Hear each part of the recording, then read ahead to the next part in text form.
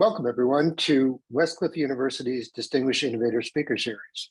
And the last speaker in our fall series, Johanna Faries, named by Sports Illustrated and Adweek as one of the most powerful women in sports.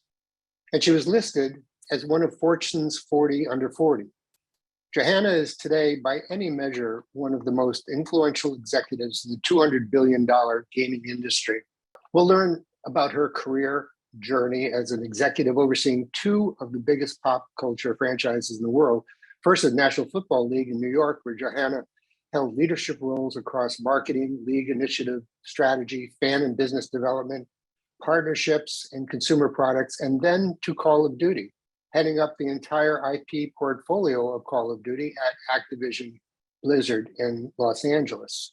I'm Dr. Barry Sandra, Director of Entrepreneurship at Westcliff University and your moderator. And I'm really happy you're all able to join us this morning.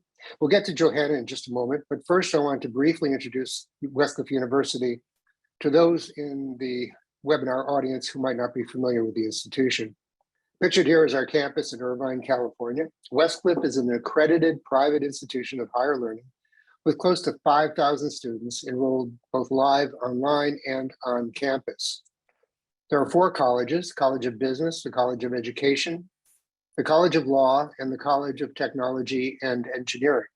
We also offer a full stack coding bootcamp certificate and a cybersecurity bootcamp certificate. And we just initiated a College of Nursing as well. To learn more about Westcliff, including our awesome undergraduate athletic program, I invite you to visit our website at westcliff.edu, as well as Westcliff University on Facebook, Instagram, TikTok, Twitter, and of course, LinkedIn. Now, by way of introduction.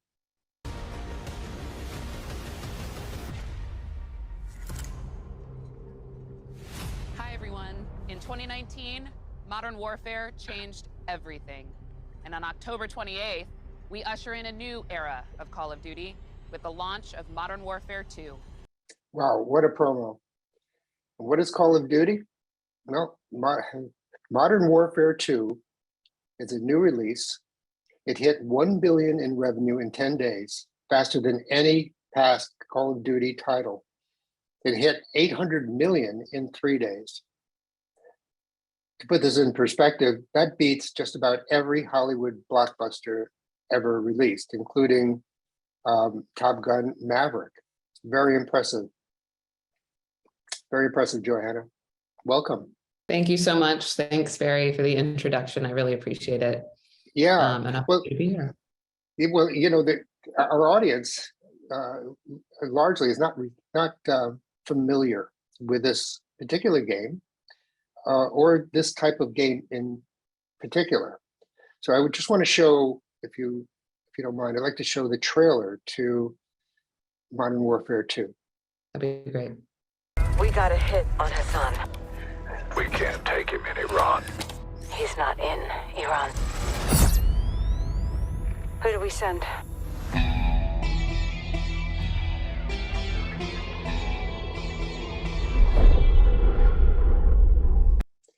And those cinematics are really what the gameplay is all about, isn't it?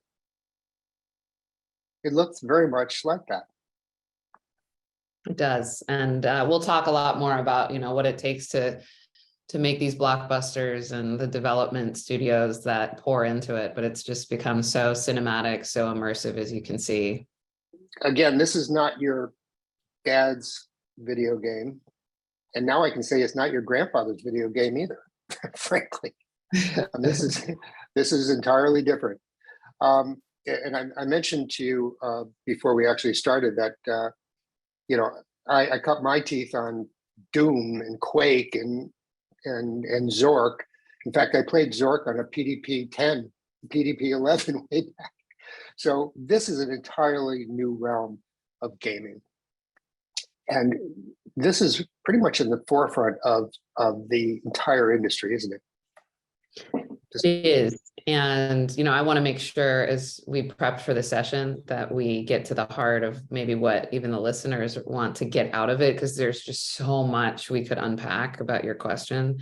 But a Please. lot of what we've been talking about, even in recent weeks, coming off the heels of Modern Warfare 2, and again, we can pan out and really talk at the gaming industry level. And I came obviously from outside of gaming, but it's really just the scale and the scope of what's happening in this entertainment medium. I think that's been the big transformation, and how people are starting to understand how far behaviors have come and how much scale and immersion is poured in since the days when you were, maybe first having your initial video gaming experiences. It's just been incredible to see the change that's happening here.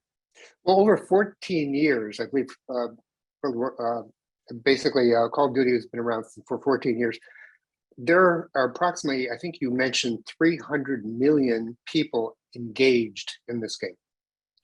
They are. And yeah, I mean, we're actually coming up on 20. We're going to be turning 20 in about a year here. So it's almost a 20-year-old brand.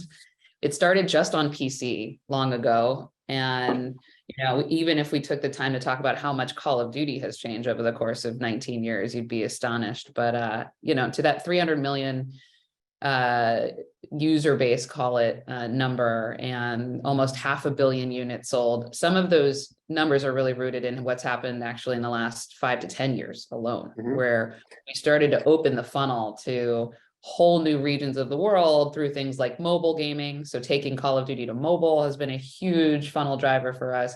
Taking Call of Duty free to play, instead of only, price gating it behind a $70 price point, give or take. These things have really started to expand our reach and our audience. And I understand it's generated about $30 billion over the course of its life, correct? That's correct. That's correct. That's absolutely amazing. I downloaded the mobile game, and I find it a little easier for me. Okay, nice.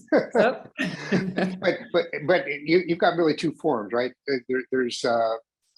There's a form of gaming where you actually playing against other people, but there's also a campaign type game, correct?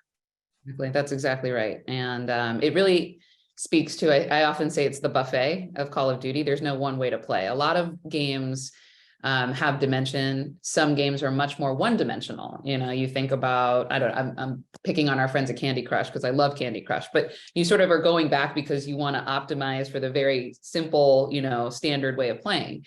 Call of Duty is very different.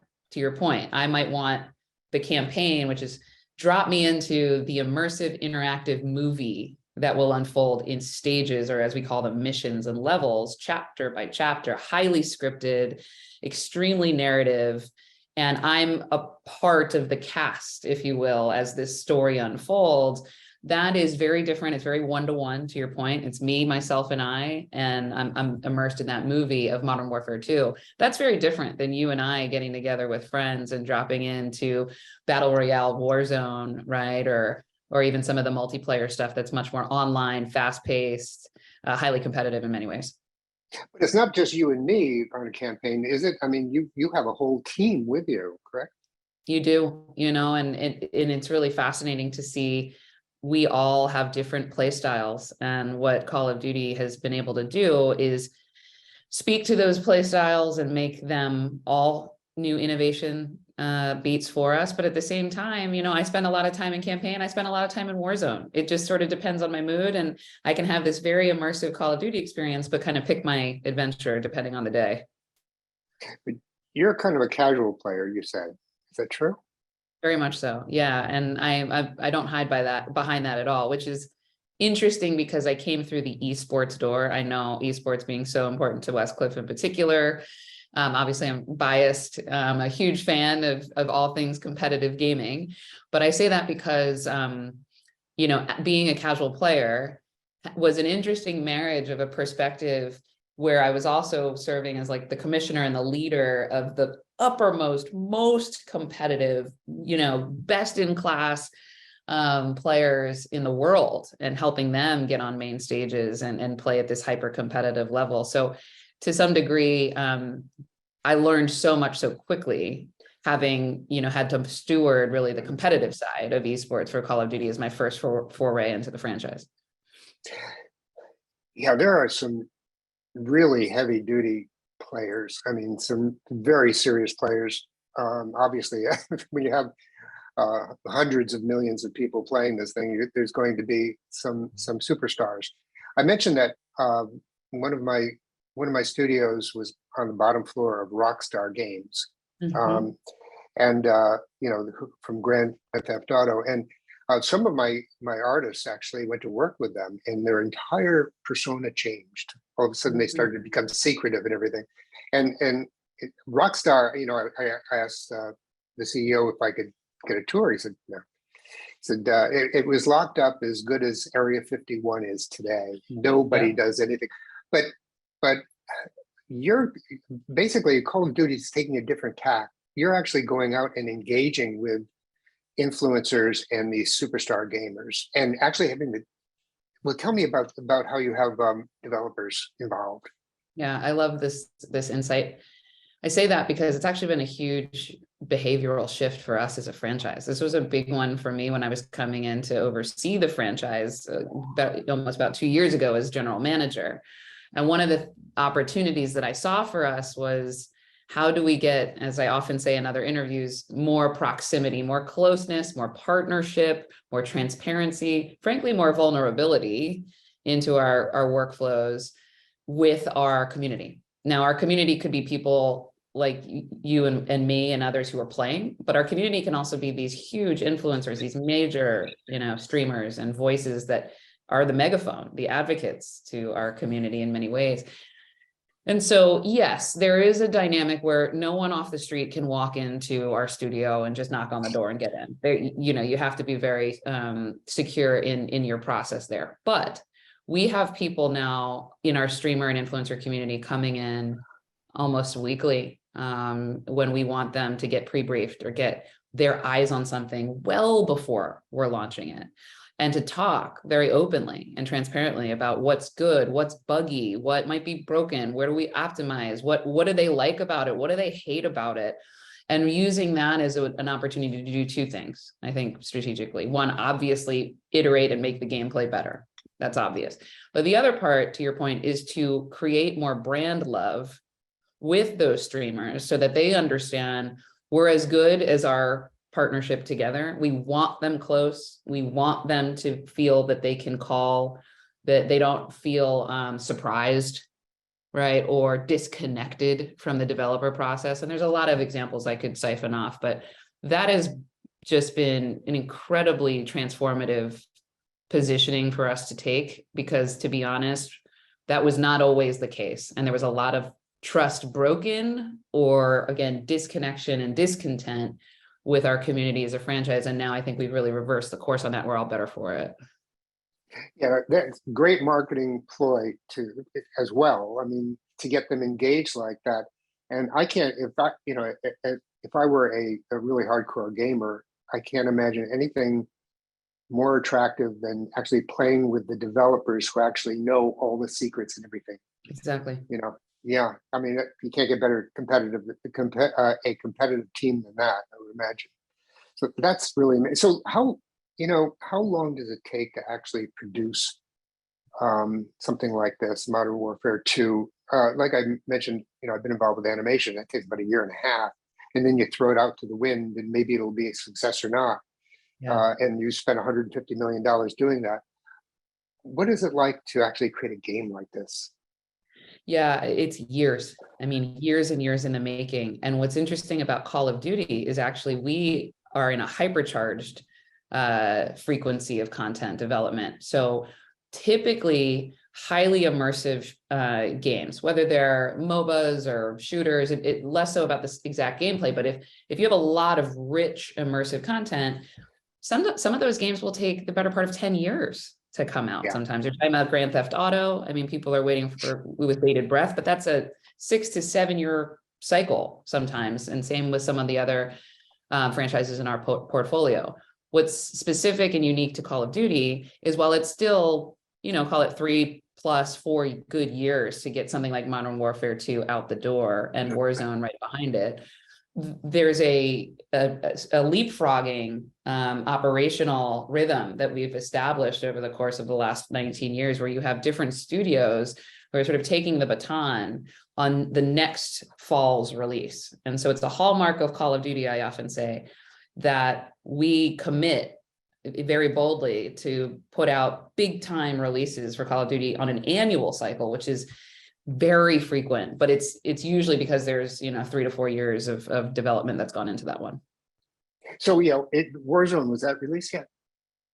It was just a couple of weeks ago on November 16th. So we are still in the sight line of launching our new free-to-play experience just a couple weeks ago.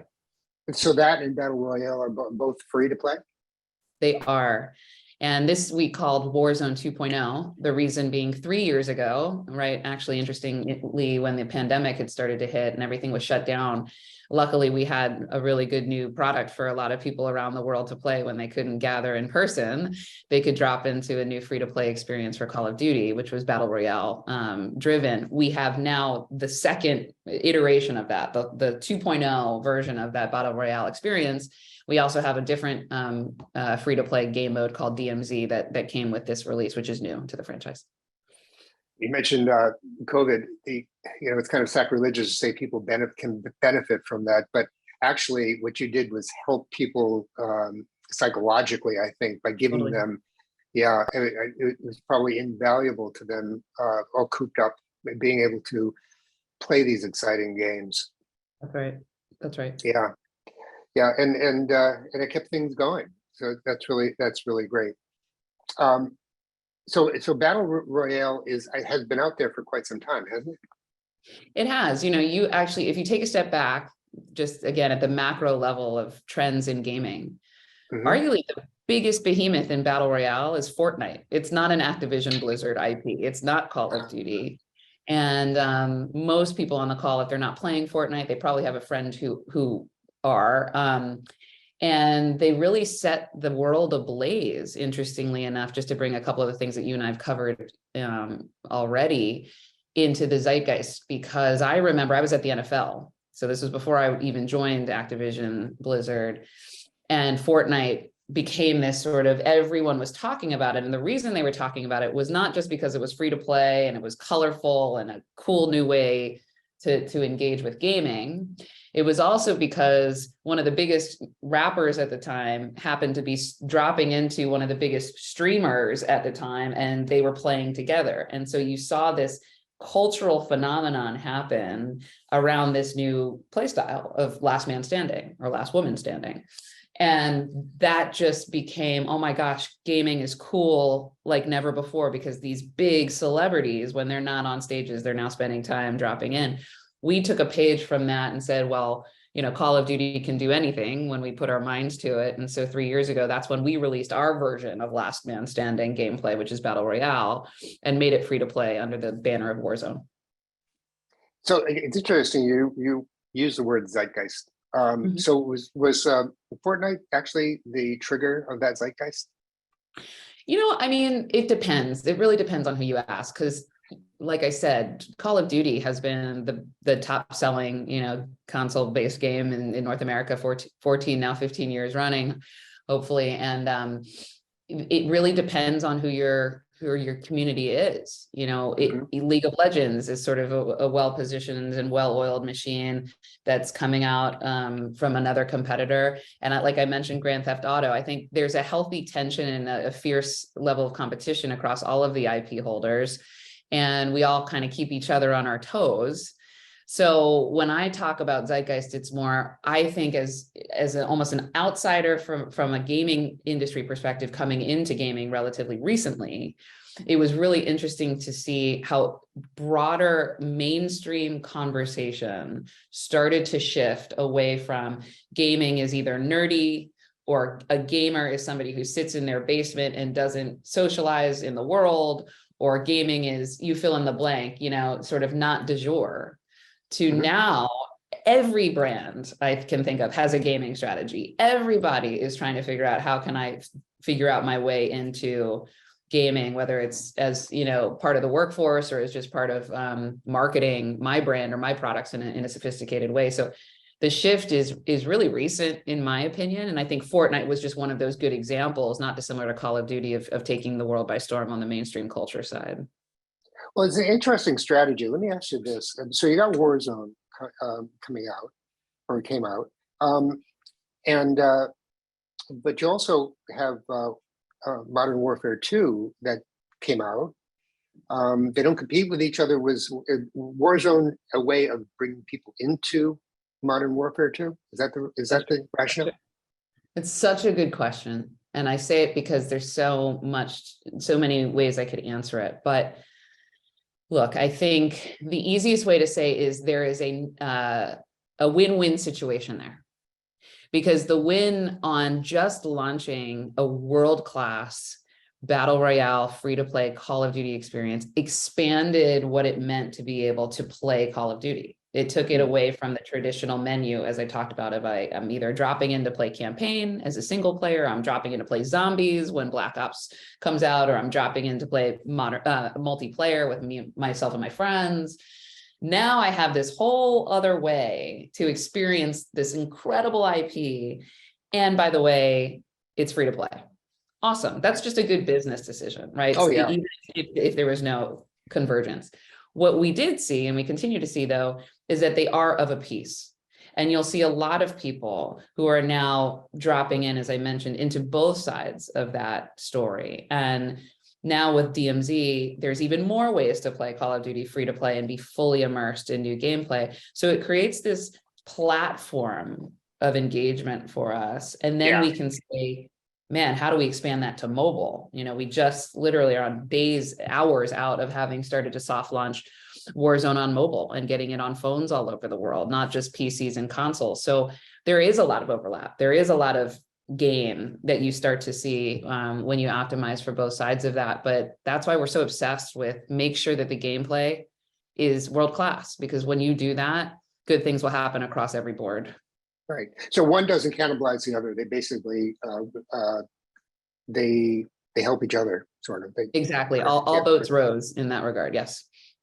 Very good. So as head of the Call of Duty IP, what is your role actually? I mean, do you do a lot of the creative as well? No, actually, it's really interesting. So the general manager role to me primarily, especially for this audience, is a commercial driven role. I am responsible for the side of the workforce. We have about, give or take, 3,000 to 4,000 people all over the world who are focused full-time on Call of Duty.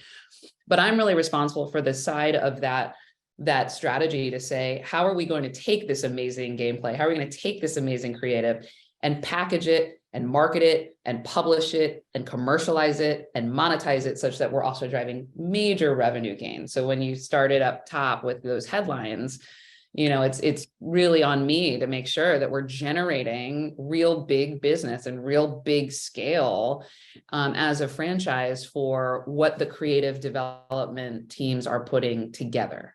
And that yin and yang is really fascinating, because when I then collaborate with the heads of studios, when I'm collaborating with the executive creative director for the franchise, the heads of operations, we are as good as our partnership. We are as good as saying, okay, it's got to sing at the product level, but we have to hit certain dates. We have to maximize certain partnerships. We have to really think about our strategies commercially across the globe. That's where I come in as a general manager to connect those dots and enrich the cross-functionality of what we do.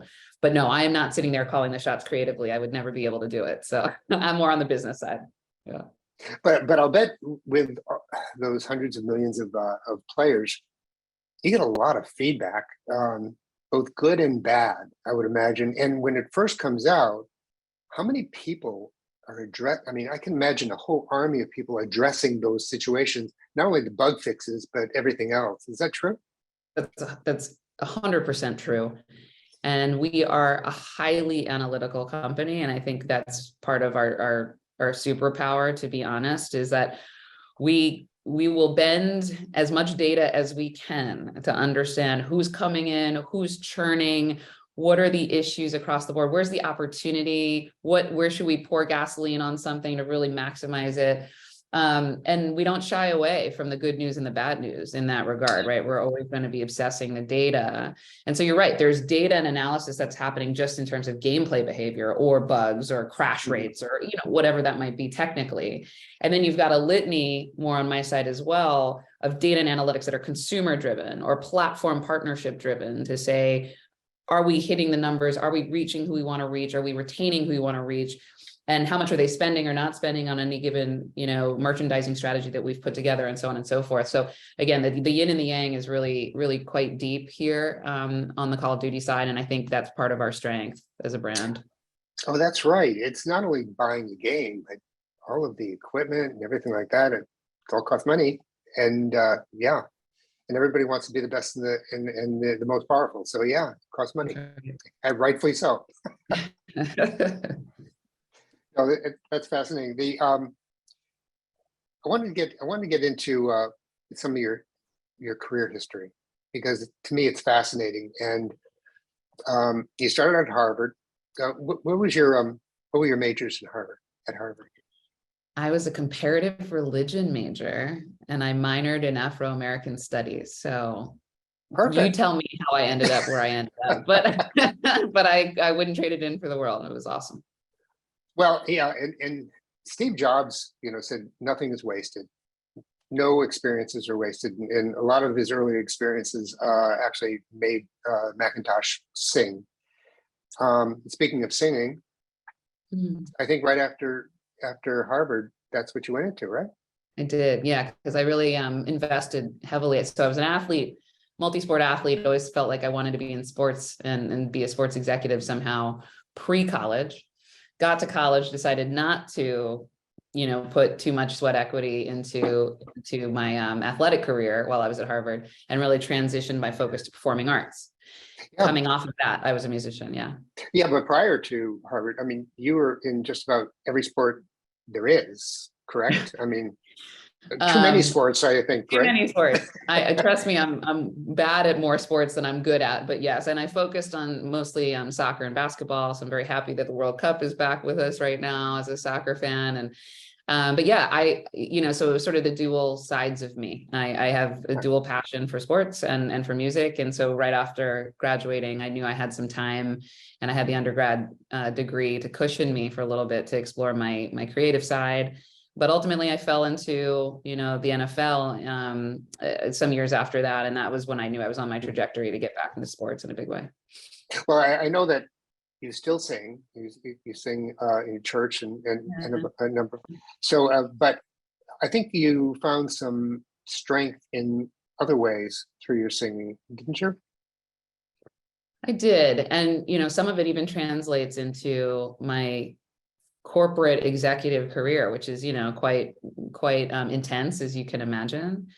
And some of those things are the show must go on, not letting perfection get in the way of the good, which I've talked about a lot. This is an iterative thing, just like creation and musical performance, if you will, and presenting in front of audiences big and small, or understanding how to really listen and harmonize. These are things that you can pull from and track back to, in addition, obviously, to what I did on the athletic side with teamwork and leadership, and how do you lose well, how do you maintain resilience and grit, and all that stuff is still coming from those places. So to your point on nothing wasted, I hearken back to my chops as an athlete and as a singer and a vocalist, as much as I hearken to the hard skills of being a business executive, for sure.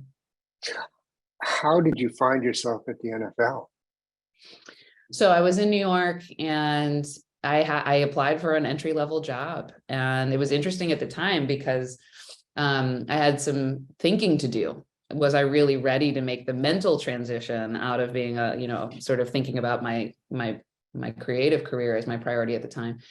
And I knew in my gut, I had sort of had the foot in the door, and I worked my way up all the way from, that very junior position. And why I love that is you learn so much, as you often hear maybe about leaders who started in the mailroom. I had my proverbial mailroom experience, and that's where you learn and you pick up things that, can make you even more aware about the dynamics of a workplace, whatever that workplace might be. And I, again, wouldn't trade it in for the world, because I was able to wear a lot of different hats, really understand from the belly of the beast how the NFL works, and work my way up the system in a way that allowed me over the course of 12 years to spend about half as much time on the revenue generating and business development side and the partnership side, as I did on the brand and consumer and marketing and fan development side. And so by the time Activision was calling to say, hey, come on over and help us with esports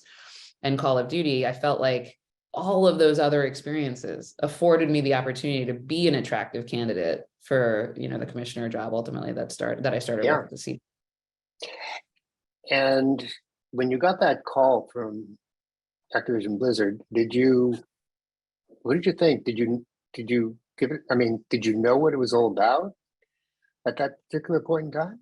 I did not. And I'm very open about that. And I think, this is a lesson that I learned only by doing, which is I was so committed at the time when they first reached out to thinking of myself as a certain type of industry executive. I'm at the biggest, most, boldest sports league in the world. I have this dream job. I'm on a great trajectory. I'm an East Coaster. I'm never going to leave New York in Park Avenue. And then here comes this, seeming zag of an opportunity, totally new industry, a lot of high risk, entrepreneurialism folded into that. So it's a bet. It could go well, could go poorly.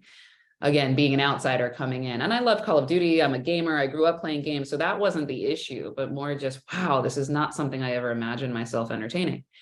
So glad I did. I say that all the time, but candidly, I think part of the adventure mindset came from it not being what I expected. And so I had to really think about how much risk do you want to take when you're sort of well-established in certain place. But ultimately what it did was it expanded my horizons, not even twofold, I would say 200-fold by being able to think of myself beyond just one vertical, one industry. And esports is part of the whole package in terms of marketing and all of that, correct? It is. It's a huge part of it.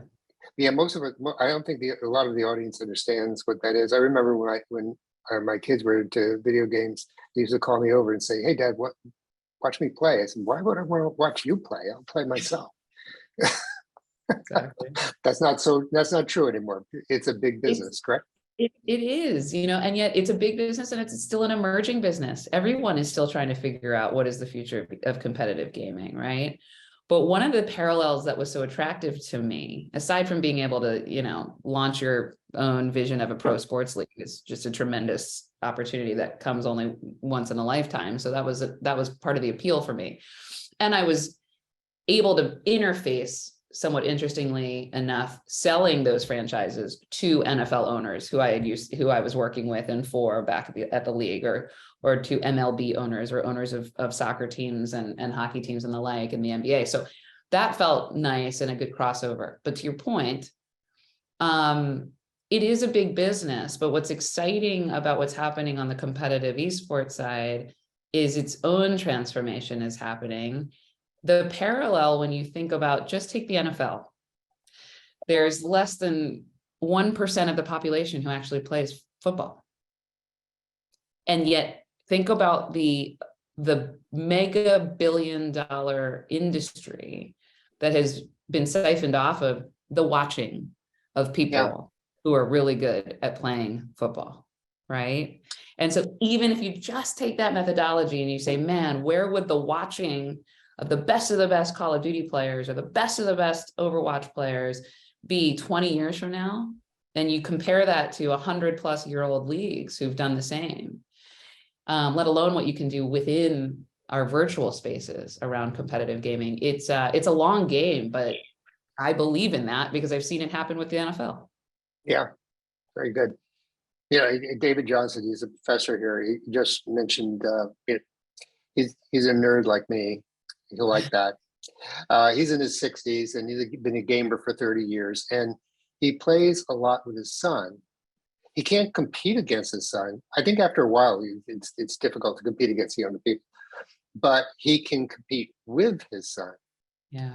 And he was wondering, he's looking forward to that, but you rarely see that marketed. I can understand why, but that would be an interesting angle, wouldn't it? It would be. And you're touching on something. I mean, I have two young sons, 6 and 8, and all I'll say is they do not distinguish between whether the Los Angeles Guerrillas or the Florida Mutineers, both teams in the Call of Duty League, which is only a 3-year-old league, have won or lost. They're just as happy or as upset about that because they're huge fans of those teams as they are when the Dodgers win or lose, or, you know, when the Chiefs win or lose. And so talk about future fandom and the multi-generational nature of that. We can just kind of get around the table and talk about, hey, how did you think the CDL teams are going to do in this upcoming major? And to them, it's sports. They're not distinguishing. Right. So I taking that generational lens, I'm also very bullish on it. Yeah. Do you do a lot of traveling to engage with groups of hardcore gamers, or how does that work? We do, you know, we're either inviting them to us, right? As I talked about before, hey, come to the studio or come to these big events that we put on for them so that they can get what we call hands-on. When you hear gaming executives or gaming developers talk about hands-on, it's really getting people on the sticks, as we say, for them to really test the game. But we're all over the world, and we have offices and development studios all over the world. And we're constantly interfacing, going back to mobile. Even just this morning, our Call of Duty mobile team was in London just a few weeks ago with those core gamers and core streamers and influencers, similarly kind of talking about, here's the future of where we see Warzone on mobile going. We want your feedback. We want your eyes on it. So we're very proactive about kind of getting in the trenches. And I also oversee the user research and player insights team. And all we ever do is just have people coming in and testing and testing and testing and giving feedback on all these modes. Tell us what you like, tell us what you get. So it's constant research to make sure that the content is working the way that it should. So I would say we're as iterative and as research-based as any company on the planet. I'm going to ask you a question you don't have to answer. But, you know, coming from the entertainment industry myself, the studios must be salivating when they see something like the number of people that are playing these games. They must be salivating to act. I mean, obviously, you know, it's probably not obvious, is it? A theatrical production of Call of Duty may or may not make it, right? Because it's a different medium, totally. It is, you know, and it's all relative. You know, and we set such high standards for ourselves. And to your point, the scale is only getting bigger and bigger, and the competition is only getting fiercer and fiercer. And so we are not by any stretch of the imagination perfect. We are not by any stretch of the imagination so overconfident that we just know it's a layup. You know, you've got to eke out every particular win, every moment where we launch, where, you know, we're hoping for the best. We've put everything we've got into it. But we know we've got all these other competitors out there doing just as big, if not bigger, you know, business. And again, I kind of love that because it drives innovation. It drives the paranoia of the fittest, as we often talk about. But yeah, sometimes we've hit it out of the park. Sometimes we haven't. And that's just the nature of the beast. I got another question from someone online. I don't know if you can answer this either. Will we get a chance to know more about the history of Task Force 141 operators? Love that question. I am not going to answer that. I love that question. And look, Task Force 141 is such a big part for others who are listening. The huge narrative anchoring of our characters for Modern Warfare and the universe of Modern Warfare is really around the task force that is codenamed 141. And these are our heroes. These are effectively our Avengers in the Modern Warfare sub-franchise, right? And they all have really deep and rich backstories. And we folded in new characters in particular with Modern Warfare 2. So we will continue to invest there because we know there's so much passion and there's so much creative narrative that can still siphon off of that. So love the question. We'll see, but it's a huge part of the Modern Warfare universe for sure. And another question from David Johnson, and he should know better. David, you should know better. Is it even a college sport now? Well, Westcliff is number 5 in the nation for Call of Duty, as a matter of fact. No scholarships yet, but we're playing for sure. Mm-hmm. Yeah. And are there are there arenas all over the place, or are they just different places? I mean, open arenas, or do you own Yeah. arenas? Does Both. And it really varies. It depends on the nature of the event. And again, think even beyond our franchise leagues, just amazing esports happening in every country I can think about. I mean, what's happening in Singapore, what's happening in China, what's happening in Toronto. I mean, Toronto is breaking ground in the next couple of years to build a purpose-built esports and gaming tech arena. And so I think that the future for facilities and arena development is quite bright. And we're starting to have pretty active conversations across the cities that we have franchises in particular about how can we be an economic development driver for those cities, not dissimilar to what the big stadiums are doing, right? So there's a job creation opportunity, there's an economic development opportunity in and around esports through the lens of arenas of the future for sure.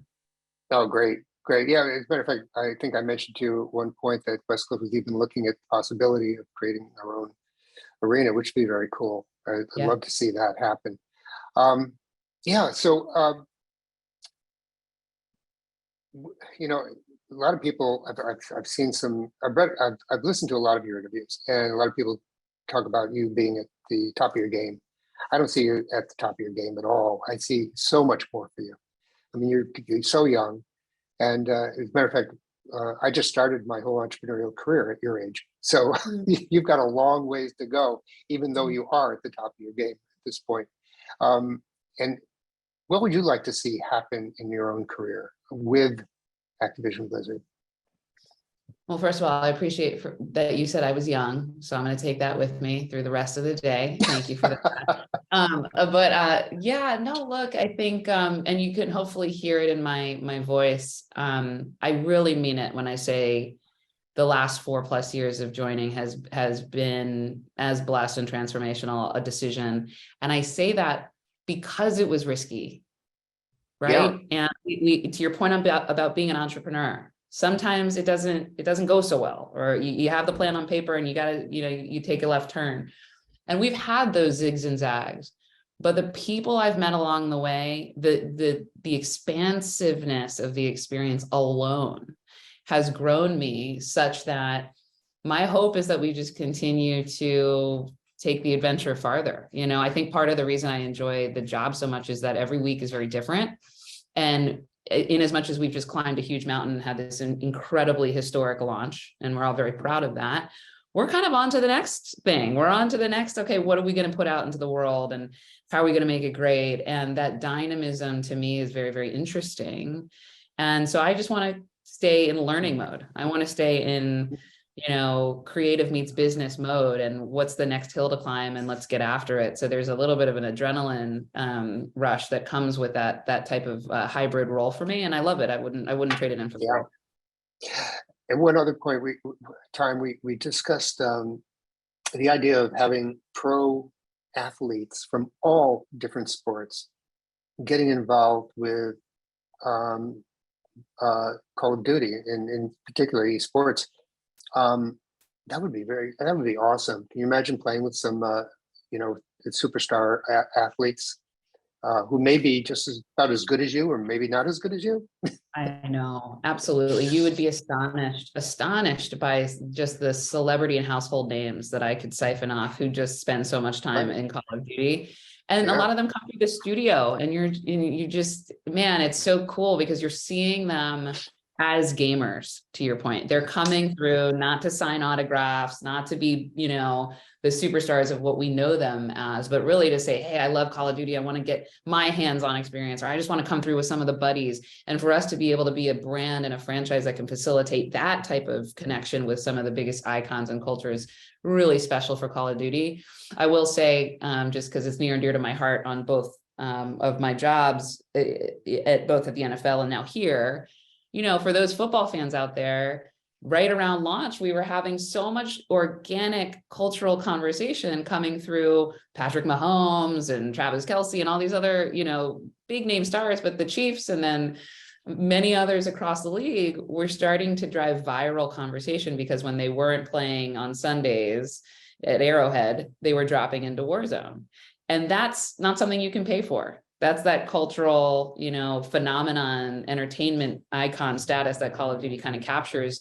It's lightning in a bottle when we do it, but we do have very, strong partnerships with these athletes and with celebrities and Hollywood stars and the like. And we just want to continue to stay at the top of mind for them, but also be an outlet for them.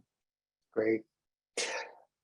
I've told you before that you're one of our favorite people here at Westcliff. Is you gave the commencement address to our 2022 graduating class. And one of the things we like to do with our speakers is to get 3 takeaways. And in that commencement address, you gave us 3 life hacks. And so anyway, and there you are, during the commencement address. And one of the life hacks was,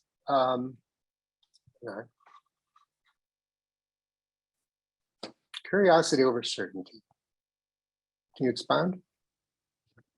Yeah, quickly, I think this is really about openness and really remaining more curious than you are convicted about certain beliefs. I'll go back to my career journey, and we all have these examples, but if I was so certain that all I was supposed to do in my professional life was work at the National Football League and get to the top of the food chain there, the amount of experiences I would have missed out on having been more curious about, maybe I should be open to this new, opportunity in gaming and in esports, and, and take that adventure and see where it goes. Again, was really transformational for me, and has made me a better executive in every single regard. And so I talked a little bit about this at length in my speech, just to say there's a power in not getting too committed or over tethered to our beliefs, because beliefs evolve, beliefs change, and you can really grow when you're asking really deep questions. Yeah, and I teach a workshop on entrepreneurial mindset, and this comes home to me because what I tell the students is basically don't let anything really define you, especially your degree. Mm-hmm. I gave up 12 years of college, and I have a doctorate in neuroscience, and I went into Hollywood. And just like, basically the same as you, NFL to gaming. You could have stayed in the NFL for a long time and been very successful, but you took a risk. And if you don't take a risk, you don't progress, right? Correct. The second one is practice over performance. Yeah. So what I mean by this is my practice, and I spoke to it in the speech, is I do daily yoga. I do, as some might say, the atomic habits. What are you doing on a daily or microscopic level that create a sense of never ending growth?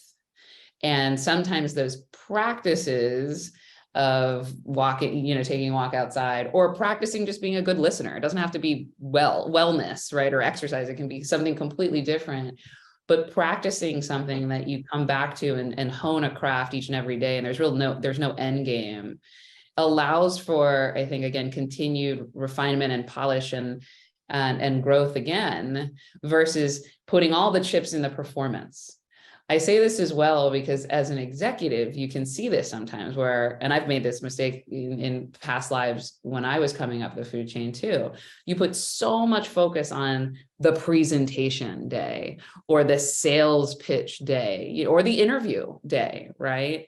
But what were the practices and the habits that preceded you getting on that stage? And sometimes, more often than not, those practices will give you the adaptability, the resilience, the ability to pivot, the ability to really engage and meet the moment in a way that if you were only focusing on game day, you actually might miss out on all the stretching and the sprints and to use the sports metaphors that are going to make you top-notch talent, right? Because game plans change on game day, or the weather will take you sideways if you're not ready for it. And it's those habits that prepare you for better performance each and every day. So that was a little bit where I was going with it. Well, yeah, and you talk about yourself being a holistic leader because you have a really a wholesome, well-rounded life, and which is unusual, frankly. Most entrepreneurs can't do that. I never could do that. And I admire you and I envy you for being able to do that. So you'll know your children's friends like I didn't. But the thing is that you do that in an uncompromising way. You are unapologetically have a faith based life, which is great, fantastic, and you take time with your kids and your husband, who we met, wonderful family. So that is a significant part of your life, and without that, you don't think you'd be as successful as you are. Absolutely not. And I talk about that too. Here's a thing for like being a woman executive, right? Because I lived it. So I'm only speaking as party of one. I remember when I was about to go on maternity leave with my first son at the NFL, and I had a huge promotion. I was in my first vice presidential role. I had a major team and a major task. I was worried that I was going to slow down my career. I was worried that, having children and being a mother was going to be a decelerant for my career advancement. The complete opposite happened. But the complete opposite happened because I had to set boundaries going into it to say, hey, when I come back into the workforce, here are my hours.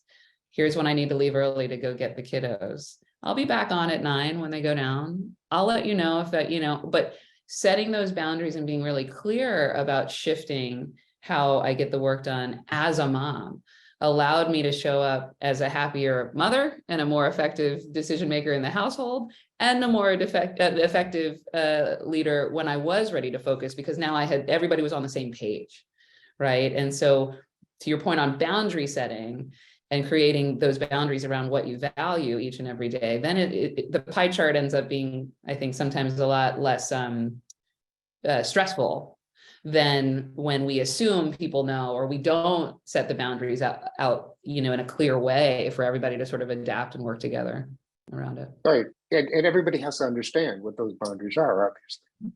Right. And they're not forever. They're not forever. No. Right. Right.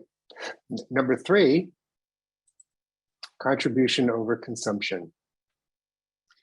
Big one for me, especially, just back to what I studied in college. And you think about different ways in which societies build value systems. And we live in a society globally in particular that's pretty consumer driven, right? And look, I'm here selling product just as much as anybody.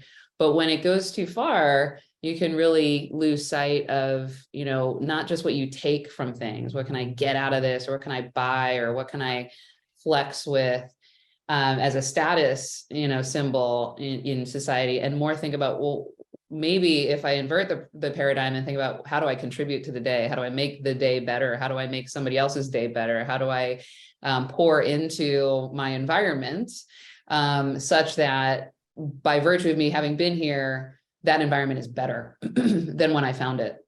And I draw from a lot of my time in performing arts. I sang in a choir, a huge student body at Harvard, and it was rooted in Kumba, which is one of the 7 principles of Kwanzaa. And that African, sort of wisdom around Kumba, meaning using your creative powers collectively to leave a place better than when you found it. It has guided me so deeply in so many different ways, because again, then it's less about what can I get out of this, or what's the win here for me, or, or what's the next new car I should be driving to sort of, I don't know, represent some sort of success in my life. That's all fine. Yeah. You can treat yourself, but it's much more powerful to think about, well, how can I, again, be thought of even reputationally as somebody who improved upon a situation, because I was really thinking about being a contributor to the moment, not taking from that moment. And speaking of that, I know how significant and important it is to instill a proper culture at Activision Blizzard. And in fact, you're very active in the Black Employment Network, correct? That's right. Yeah, I'm the executive chair of the Black Employee Network at Activision Blizzard King. And just as important to me as the work that I do on Call of Duty is really thinking about how we drive step change representation for Black and underrepresented groups across the board. Gaming has a long way to go, just like sports, just like a lot of corporate entities. And it's awesome. It's awesome to be a part of that network. It's awesome to see how thriving our community of Black executives and employees are across the company. But we all have the same mission, which is we want to see more of us And we want to create the right pipeline to make sure that anybody who's coming here, regardless of how you look or how you identify, feels like they belong. And so it's great work, but we know we have a lot of work ahead of us in that regard.